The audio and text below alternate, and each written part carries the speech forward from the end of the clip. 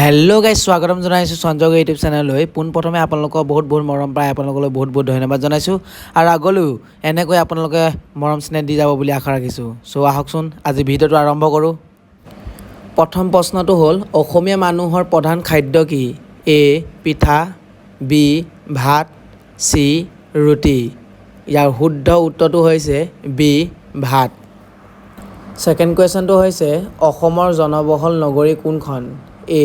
Guwahati B Dibrugarh সি যোৰহাট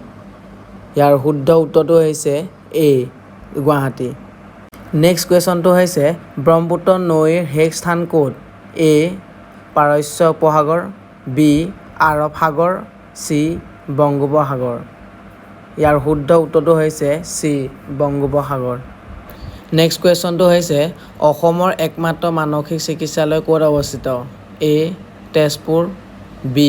গুৱাহাটী সি নগাঁও ইয়াৰ শুদ্ধ উত্তৰটো হৈছে এ তেজপুৰ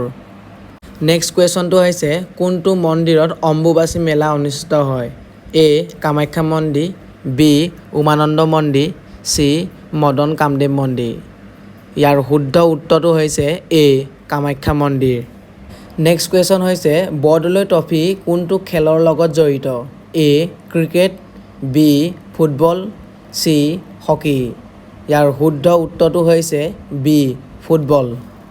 নেক্সট কুৱেশ্যন হৈছে অসমৰ ৰাজধানী দিছপুৰ হোৱাৰ পূৰ্বে অসমৰ ৰাজধানী ক'ত আছিল এ শ্বিলঙত বি শিলচৰত সি তেজপুৰত ইয়াৰ শুদ্ধ উত্তৰটো হৈছে এ শ্বিলঙত নেক্সট কুৱেশ্যন হৈছে শৰাইঘাট যুদ্ধ কোন চনত হৈছিল এ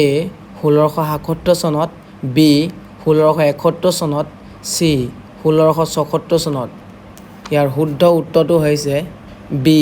1671 চনত নেক্সট কুৱেশ্যন হৈছে প্ৰথম অসমীয়া চলচ্চিত্ৰ অভিনেত্ৰী কোন আছিল এ আইমী বৰুৱা বি কাশ্মীৰী শইকীয়া বৰুৱা সি আইদেউ সন্দিকৈ ইয়াৰ শুদ্ধ উত্তৰটো হৈছে সি আইদেউ সন্দিকৈ অন্তিম কুৱেশ্যনটো হৈছে অসমীয়া নাটকৰ পিতৃস্বৰূপ বুলি কাক কোৱা হয় এ জ্যোতিপ্ৰসাদ আগৰৱালা বি জুবিন গাৰ্গ শ্ৰীমন্ত শংকৰদেৱ ইয়াৰ শুদ্ধ উত্তৰটো হৈছে শ্ৰীমন্ত শংকৰদেৱ